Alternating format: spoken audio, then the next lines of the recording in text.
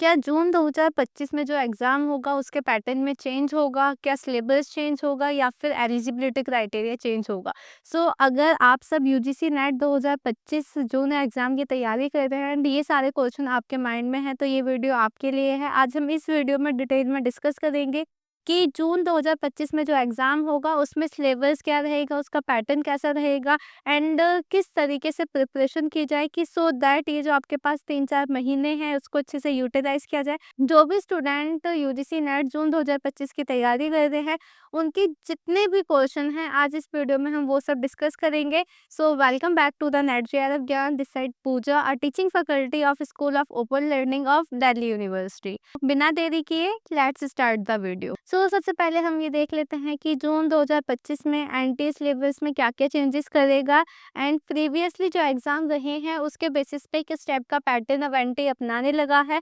क्योंकि जब तक हमारे पास बेसिक अंडरस्टैंडिंग नहीं होगी कि किस पैटर्न पे क्वेश्चन पूछे जाते हैं, पैटर्न में कितना चेंजेस हुआ है, डेफिनेटली आपके लिए डिफ़िकल्ट भी रहेगा। इसलिए सबसे पहले एंड फॉरमोस्ट जो बच्चों के क्वेश्चन है, क्या इस साल सिलेबस चेंज होगा?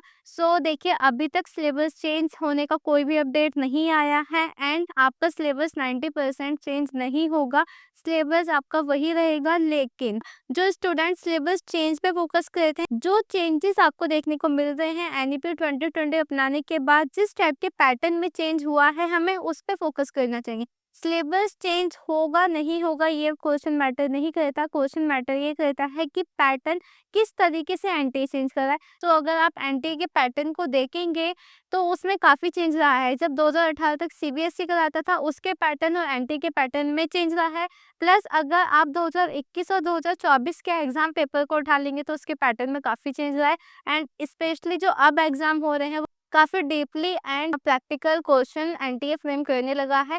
एनटीए जो क्वेश्चन फ्रेम कर रहा है वो एनईपी 2020 जो पॉलिसी आई है, एजुकेशन पॉलिसी, उस पे बेस होके कर रहा है। तो इसलिए जो आपको काम करना है, फॉर एग्जांपल अगर मैं एग्जांपल दूँ, देखिए सिलेबस आपका वही रहा है, लेकिन जब आप 2021 का क्वेश्चन पेपर को देखेंगे तो उसमें मेजरली जो क्वेश्चन पूछे गए वो काफ़ी डायरेक्ट क्वेश्चन है।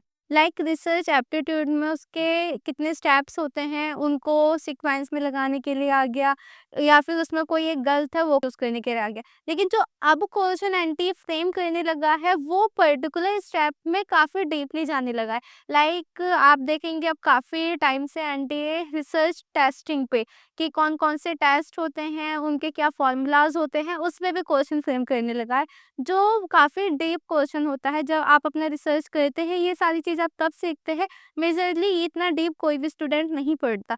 तो अब सिलेबस वही है लेकिन वो उसमें काफ़ी डीपली क्वेश्चन फ्रेम करने लगा है। जब आप प्रिपरेशन करेंगे तो प्रिपरेशन को आपको उस अकॉर्डिंग करना है। पहले क्या होता था, पहले जस्ट हमने रिसर्च के स्टेप्स पता कर लिए कि पहले हमने प्रॉब्लम फाइंड की, देन हमने हाइपोथेसिस लिखी, इस टाइप के हम स्टेप्स बना लेते थे। लेकिन अब पर्टिकुलर स्टेप में कि हाइपोथेसिस में नल हाइपोथेसिस को प्रूफ करना है तो कौन सा फॉर्मूला लगाना होगा। प्लेगरिज्म से आप देखेंगे काफ़ी क्वेश्चन आ रहे हैं एंड प्लेगरिज्म से भी अब डायरेक्टली क्वेश्चन ना आके वो भी काफ़ी उसने मॉडिफाई करके काफ़ी डीपली कि किन-किन एप्लीकेशन के थ्रू हम प्लेगरिज्म को फाइंड कर सकते हैं। अब के जो क्वेश्चन है वो इस तरीके से प्रिपेयर किया गया है कि एक जो रिसर्च स्कॉलर है, जो पीएचडी कर रहा है, जिन एप्लीकेशन पे वो काम कर रहा है, जिस तरीके से वो डेटा फाइंड कर रहा है, उस टाइप के क्वेश्चन पूछने लगे हैं। सेम विथ पेपर सेकंड में जो पहले क्वेश्चन आते थे वो आपके काफ़ी डायरेक्ट होते थे, फैक्चुअल होते थे। लेकिन आपके जो क्वेश्चंस बन रहे हैं वो आपके कॉन्सेप्चुअल बन रहे हैं। पेपर का सिलेबस सेम होने के बाद भी जो उसका लेवल है वो काफ़ी बदल गया है।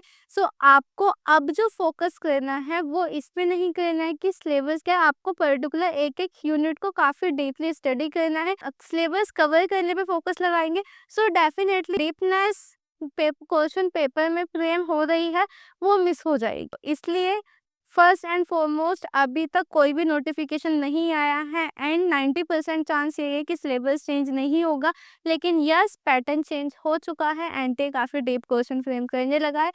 आपको अपनी प्रिपरेशन जो करनी है वो जो आपने पहले नोट्स बना रखे हैं उसी पे रिलाई होकर नहीं करने की सिलेबस तो चेंज हुआ नहीं तो हम उसी से कर लेते हैं, नहीं। सबसे पहले एक एनालाइज़ कीजिए कि क्वेश्चन कितने डीप आने लगे, कहाँ-कहाँ से आने लगे। अगर मैं पॉलिटिकल साइंस की ही बात कर लूँ, अब क्वेश्चन इतने डीप आने लगे हैं कि जो ओरिजिनल टेक्स्ट लाइक हॉब्स ने जो ओरिजिनल टेक्स्ट लिखा है, उसमें पर्टिकुलर जो बुक्स उसने लिखी है, उसमें चैप्टर्स लिखे हैं, चैप्टर को सीक्वेंस में लगाना है। तो जितने भी बच्चे पढ़ते हैं ऑब्वियसली ओरिजिनल टेक्स्ट पे कम ही बच्चे रिलाई करते हैं, सो वो बहुत डिफ़िकल्ट हो जाता है। जो क्वेश्चन अब फ्रेम करने लगा है वो ओरिजिनल टेक्स्ट के काफ़ी डीपली पूछने लगा, लाइक जो पर्टिकुलर बुक में एग्ज़ाम्पल दिए होते हैं, कैरेक्टर्स होते हैं, उनसे रिलेटेड क्वेश्चन बन जाता है।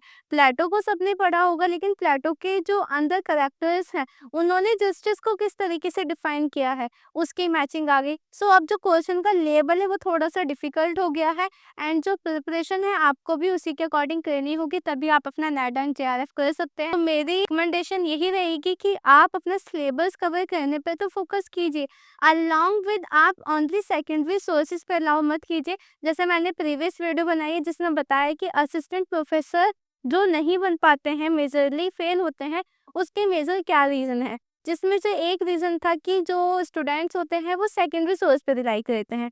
तो कुछ स्टूडेंट्स का मेरे पास कमेंट आया कि मैम प्राइमरी सोर्स क्या होता है? क्या इग्नू का सोर्स प्राइमरी होगा या एनसीईआरटी? सो देखिए ये सारे ही सेकेंडरी सोर्सेज़ में आते हैं। प्राइमरी सोर्स होता है लाइक अगर आप प्लेटो लेंगे, प्लेटो ने अपनी बुक लिखी है रिपब्लिक, तो जो रिपब्लिक की बुक ओरिजिनल टेक्स्ट है वो है आपका प्राइमरी सोर्स। अब आप टोटली ना ही मैं मेरी रिकमेंडेशन ये नहीं कि आप टोटली ही उस पर रिलाई कीजिए, लेकिन आपको बैलेंस बनाते हुए चलना है, क्योंकि जो आपका एनटी का सिलेबस है, जिस टाइप के एनटी क्वेश्चन फ्रेम कर रहा है, जिस टाइप का इंटरव्यू होता है, तो उन सब में आपके जो प्रेफ़रेंस दी जाती है वो प्राइमरी सोर्सेज़ पे दी जाती है। सो आप secondary source plus primary source दोनों को ही मैनेज करके चलिए। आप ना ही तो टोटली रिलाई प्राइमरी सोर्स पे होइए, क्योंकि वो काफ़ी वाइड है, आपका टाइम कब निकल जाएगा पता नहीं चलेगा। अलोंग विथ ना ही टोटली आप सेकेंडरी सोर्स पे होइए। आपका जो भी रिज़ल्ट अब कभी भी आ सकता है, रिज़ल्ट जैसा भी रहे, एंड अगर नहीं हो पाता है तो आप खुद को एनालाइज़ कीजिए एंड उसके बेसिस पे आप अपना सिलेबस तैयार कीजिए। सिलेबस में दोनों चीज़ों को आप कंबाइन करके चलिएगा। अब हम देख लेते हैं कि सेफ स्कोर क्या रहेगा जून 2025 के लिए। तो जब हम बात करेंगे सेफ स्कोर की, एक चीज़ आप सब अपने माइंड से निकाल दीजिए कि हम एससी कैटेगरी में आते हैं तो हमारा थोड़ा कम रहेगा, हम क्वालिफ़ाई कर लेंगे।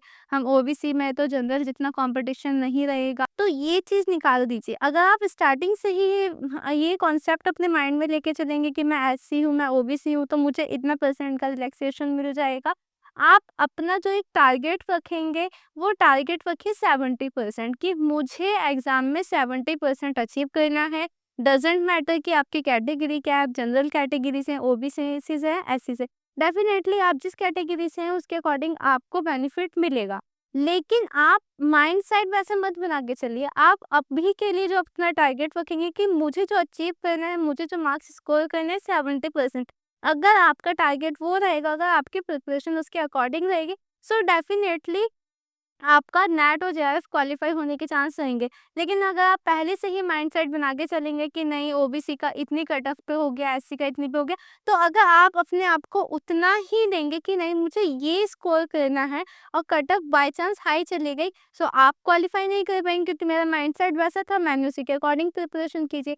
तो आप अपना जो स्कोर लेके चलेंगे वो सेफ स्कोर लेके चलिए 70% जेआरएफ के लिए एंड 65 नेट के लिए। अगर आप इतना स्कोर करते हैं किसी भी कैटेगरी से हो, आपका नेट भी हो जाएगा, जेआरएफ भी हो जाएगा। सो इस तरीके से आप अपनी प्रिपरेशन एंड जो मैंने प्राइमरी सोर्सेज पे जो मैं फोकस कर रही हूँ, देखिए आप अभी नेट की प्रिपरेशन कर रहे हैं, लेकिन फर्दर आपको असिस्टेंट प्रोफेसर ही बनना है, आपको इंटरव्यू ही क्रैक करना है। सो उसके लिए आपको जस्ट अभी नेट को फोकस करके नहीं करना, क्योंकि नेट क्वालिफाई होने के बाद आपके पास कोई जॉब नहीं आ जाएगी, कोई फिक्स इनकम नहीं होगी। ओके, आपको फिर आगे स्ट्रगल करना है, तो वो जो स्ट्रगल नेट क्वालिफाई होने के बाद स्टार्ट करेंगे वो अभी से लेके चलिए।